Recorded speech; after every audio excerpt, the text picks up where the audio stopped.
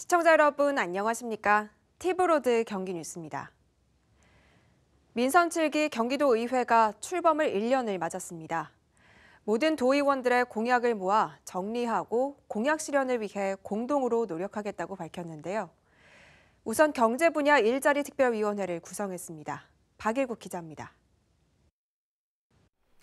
경기도의회가 142명의 의원들의 공약을 실현하기 위해 공동으로 노력하기로 했습니다. 도의회는 의원들의 공약 4,194건을 검토해 내용이 비슷한 43개의 정책을 중점 사업으로 결정하고 예산 편성 등에 집중 반영하기로 했습니다. 송환준 의장은 민선 7기 경기도의회 출범 1년을 맞아 기자회견을 갖고 모든 의원들이 지역 공약 한 건 이상을 반드시 실현하도록 하는 것이 목표라고 밝혔습니다. 고교 무상교육을 저는 실시하겠습니다라고 저는 얘기를 했거든요. 근데 그럼 그것까지 칠 거냐? 그건 이제 크게 공통교육 공약이니까 정책이니까 좀 빼놓고 개별적으로 한 것들이 좀 있습니다. 142분에 대한 공약이 하나라도 지역에서 지켜줄 수 있는 목표는 그겁니다. 지방분권을 위한 지방자치법 개정안과 관련해서도 입장을 밝혔습니다. 법률안의 핵심은 지방의회의 인사권 독립과 정책 지원 인력 도입이라면서 특히 정책 지원 인력은 국회의원들의 보좌관이나 비서관과는 다르다고 설명했습니다. 보좌진 그러면은 아니 무슨 경기도 의원들이 보좌진까지 하려고 그래? 그럴 수 있습니다. 비서관처럼 옆에서 가방을 들어주는 보좌관은 정책 지원 인력을 원하는 게 아니라 저는 함께 조례를 만들고 도민들에 대한 정책을 함께 만들어 나갈 정책 지원 인력을 원하는 것입니다.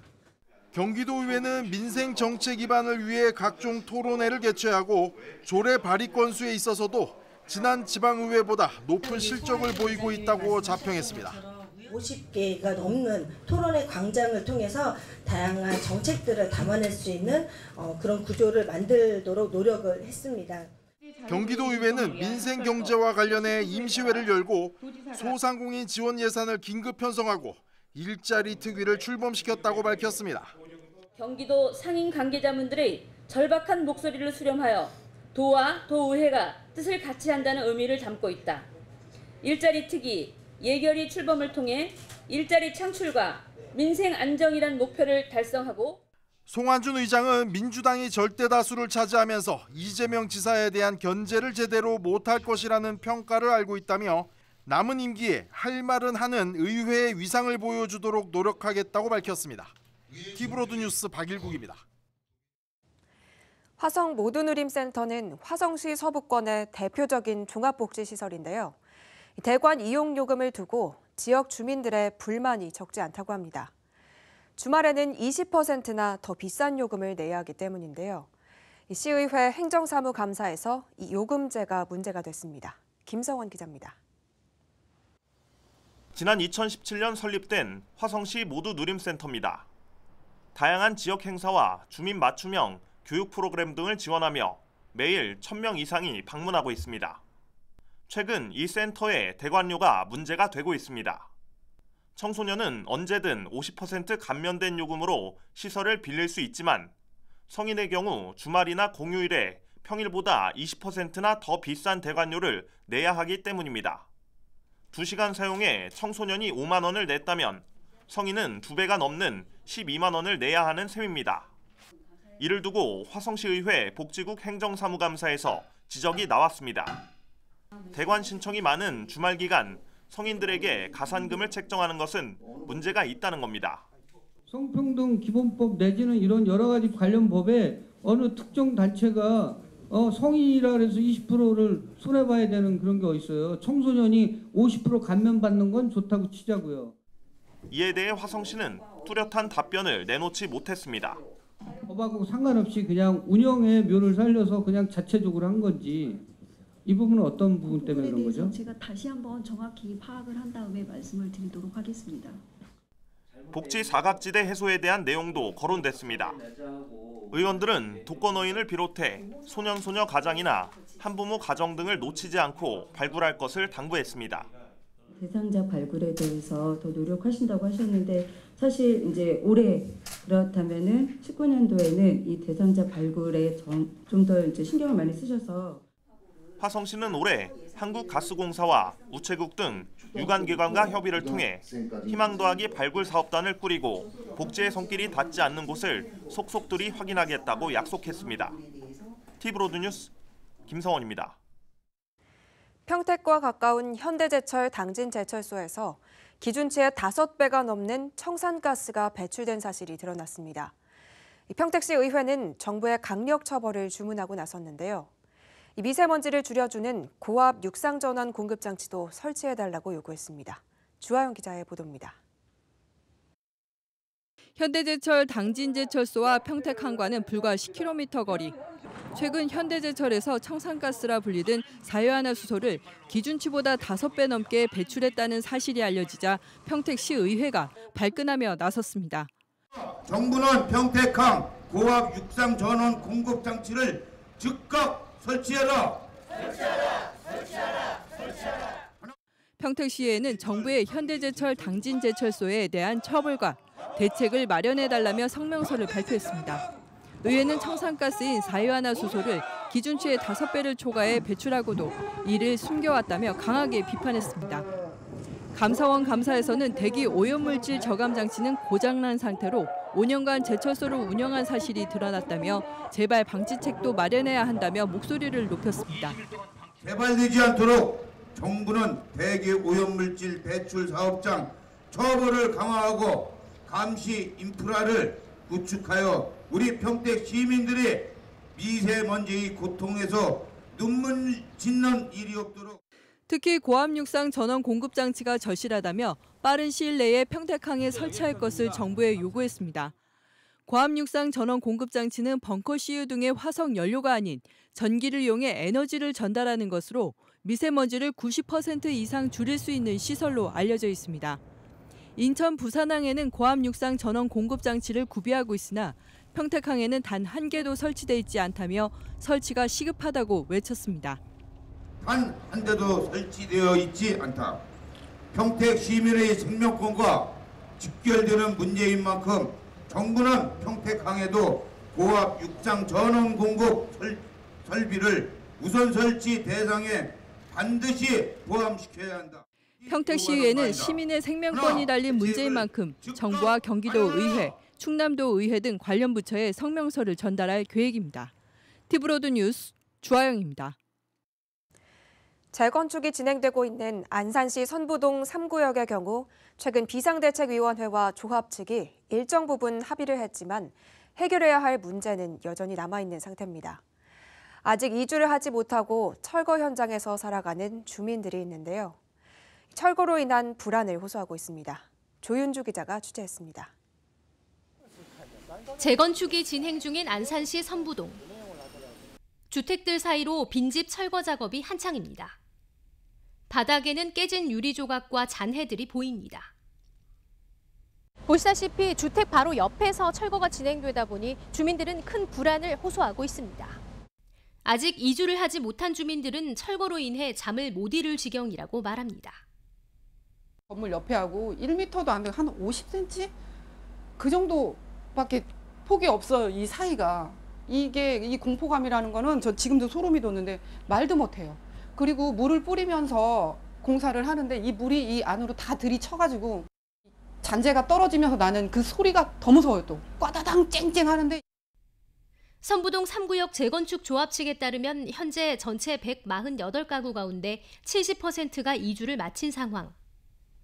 하지만 아직도 이주를 하지 못한 세입자들과 재건축을 반대하는 건물주 등 일부 주민들은 하루가 멀다 하고 진행되는 철거 작업에 발만 동동 굴리고 있습니다. 옛날 시세로 땅값을 주고 나가라 하면은 우리는 거짓밖에 될 수가 없고, 사람이 살고 있는데 이렇게 먼지를 나게 부신다는 거는 이 더운 땡빛에 문도 못 열어놓고요. 밤이면 불안해서 잘 수도 없고. 저녁이 잘 나면 이 포장이 펄떡거려서 사람 환장해요. 저거 활대차랑 휘었죠? 저거 자빠지면 어떻게 됩니까? 여기 차가 이렇게 줄도 없이 섰는데. 조합 측은 이주 기간이 지난 2월 28일까지였지만 주민들을 배려해 수개월을 기다렸는데도 이주를 하지 않아 철거를 시작하게 됐다는 입장입니다. 종합 입장에서는 분명히 이주 기간을 충분히 드렸고 거기에 대해서도 나가시라고 이주를 하시라고까지 다 말씀을 드린 상황에서 이미 이주 기간이 끝났고 당연히 나가야 할 사람들이 버티고 안 나가고 있는 상황인데 철거가 진행 중인 동네에서 이주를 하지 못한 주민들. 하루하루를 불안과 공포 속에 보내고 있습니다. 티브로드 뉴스 조윤주입니다. 학교 엘리트 체육의 폐단을 해결하기 위해 최근 정부가 학교 체육 혁신 권고안을 발표했습니다. 하지만 경기도 체육계에서는 대안 없는 정책들이 오히려 학생 선수들을 학교 밖으로 내몰고 있다며 비판의 목소리를 높이고 있습니다. 그렇다면 실제 학생 선수 그리고 학부모들은 정책 변화에 어떻게 대응하고 있을까요? 경기도 엘리트 체육개혁의 현주소와 문제점을 짚어봅니다. 박희분 기자입니다. 안성에서 초등학교 엘리트 축구 교육을 받고 올해 중학교에 입학한 학생들입니다. 지역에서 유일하게 축구 클럽을 운영하는 중학교에서 선수의 꿈을 이어갔지만 한 학기 만에 축구를 포기하거나 뿔뿔이 흩어지게 됐습니다. 운영에 부담을 호소한 학교 측의 반대로 축구 클럽이 갑작스럽게 해체됐기 때문입니다. 축구부가 없어진다는 게 제 꿈을 포기하는 거나 마찬가지이기 때문에 저는 또 그게 축구부가 없어진 거에 대해서 좀 고민을 많이 하기도 했고 힘들었어요. 평택의 클럽으로 옮겨 축구를 계속하는 학생은 매일 승합차로 1시간이 넘는 거리를 이동하고 있습니다. 학교에서 운동을 할 때보다 공부할 시간이 더 줄어들었습니다. 지금은 이제 좀 거리가 멀어지다 보니까 학원도 이제 다니기가 힘들고 이제 좀 공부는 이제 좀 할 시간도 많이 없고 그런 거죠. 야구부가 있는 중학교로 멀리 진학한 학생 선수들의 가장 큰 고민은 통학거리입니다. 상시 합숙소까지 폐지되면서 학부모들은 본의 아니게 위장 전입을 감수해야 하는 처지가 됐습니다.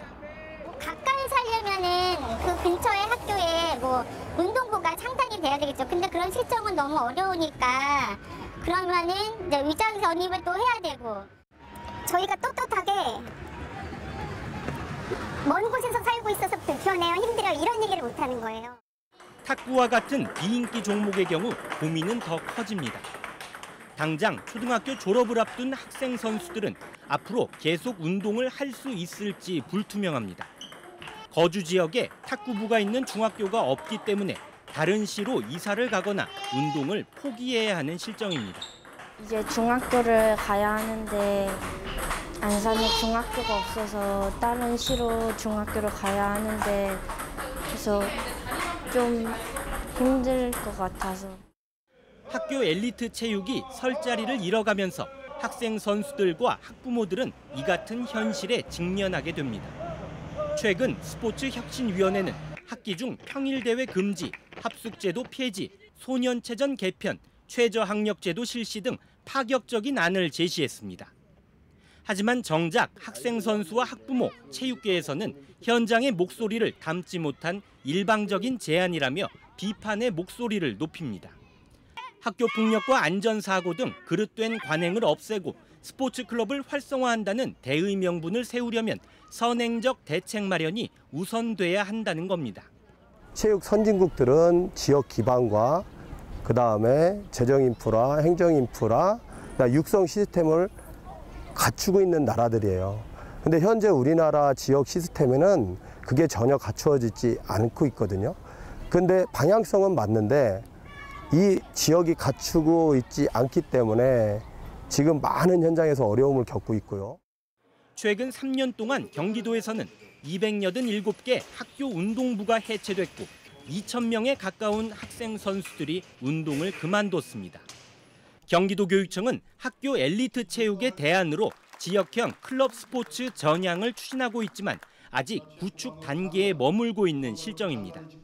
현재 도내 13개 시군에서 운영하고 있는 클럽은 20여 개에 불과합니다. 제도적 인프라가 갖춰지지 않은 상태에서 당장 학교에서 내몰린 학생 선수들에 대한 뚜렷한 대책이 없는 겁니다. 문제점이 있습니다. 분명히 그 부분도 저희가 인정하고 있고요. 그 부분과 병원에서 G스포츠 클럽을 좀 확대해서 다양한 측면의 모양을 만들어가자 해서 학교 스포츠 정상화는 엘리트 체육의 문제를 바로잡자는 취지에서 시작됐습니다. 하지만 이미 나타나고 있고 또 예상되는 문제점이 적지 않은 만큼 체육계와 교육청이 심도 있는 논의를 통해 학생들을 위한 정책 만들기에 초점을 맞춰야 할 때입니다. 티브로드 뉴스 박희붕입니다.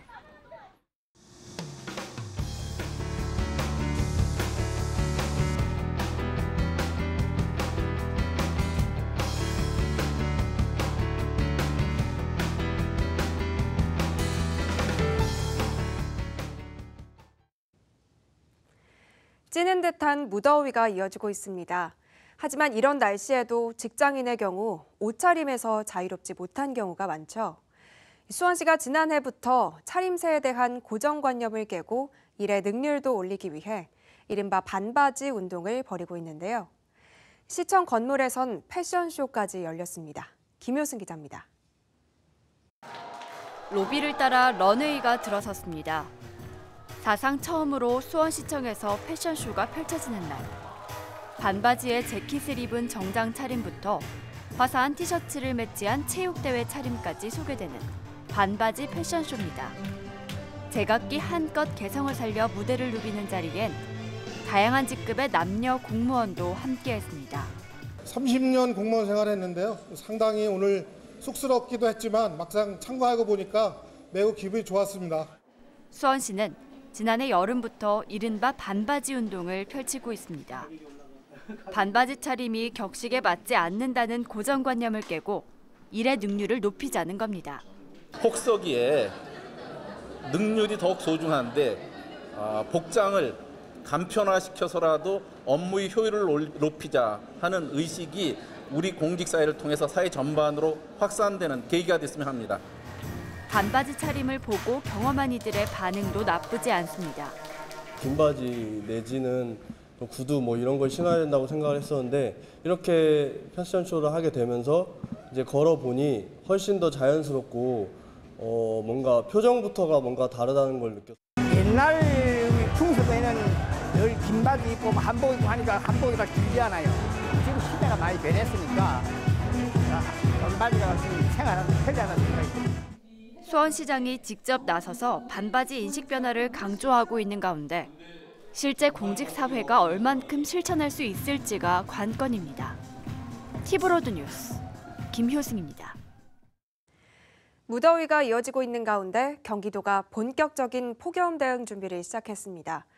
올해 시범 도입한 취약계층의 에어컨 설치 사업은 전국으로 확대할 수 있도록 여당과 공조하기로 했습니다. 박일국 기자입니다. 본격적인 여름철로 접어들면서 경기도가 폭염 대응 준비에 들어갔습니다. 지난 5월 말부터 발생한 도내 온열 환자가 47명을 기록하면서 일선 소방서들도 폭염으로 인한 환자 발생에 대비하고 있습니다. 경기도는 평택 송탄을 시작으로 거리 캠페인을 진행하고 있습니다. 여름용 쿨스카프와 풍수해에 대비한 안내문을 나눠주며 주의사항 등을 당부하기도 했습니다. 경기도가 올해 처음 시행하고 있는 취약계층 에어컨 설치도 1차 대상자 설치를 마무리하고 전국적으로 사업을 확대하기 위해 여당과 협력해 나갈 예정입니다. 이재명 지사는 민주당의 이해찬 대표에게 취약계층 에어컨 보급 사업을 건의하기도 했습니다. 에어컨 설치하고 여름 3개월 요금 지원 사업 올해부터 시작을 했는데 반응도 매우 좋고요.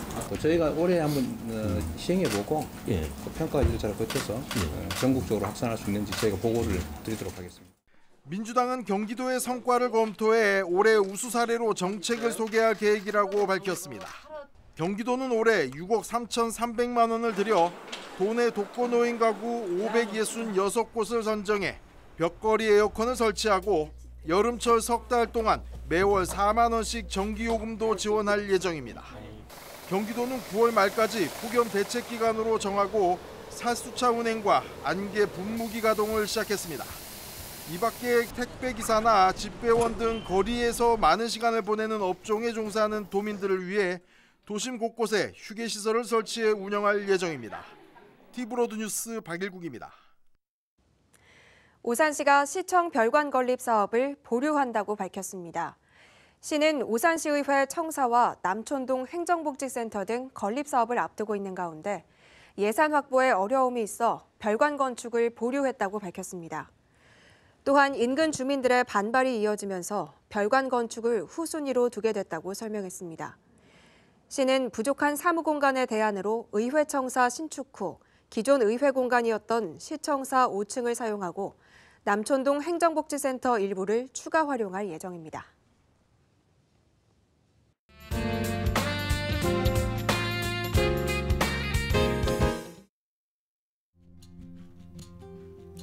건강한 시절 음식. 오늘은 본격 여름 더위의 시작, 소서에 맛보는 메밀콩국수입니다. 검정콩, 메밀면, 흑임자, 호두, 우유, 잣, 오이, 소금, 삶은 계란, 토마토가 필요합니다. 콩은 반나절 정도 찬물에 불려 준비합니다. 불린 콩은 물을 넉넉히 넣고 한번 끓여 비린 맛을 없애주세요. 그 다음 찬물에 헹궈주고 3분의 2 정도 껍질을 벗겨 준비합니다.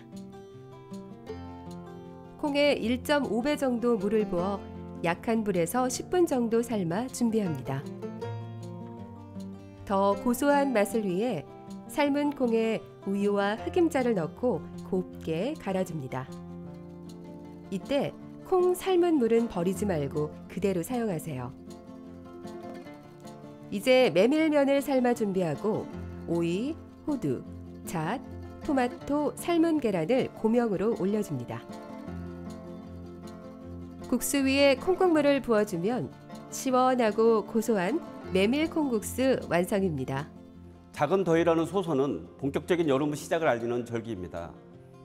탄 성질을 가진 메밀과 식물성 단백질이 풍부한 콩으로 만든 메밀콩국수는 초여름에 지친 기력을 보충하기에 아주 좋은 음식입니다.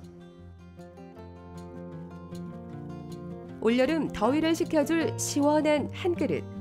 고소한 메밀콩국수 드시고 잃어버린 입맛과 영양까지 모두 챙기세요. 다음은 지역 소식입니다.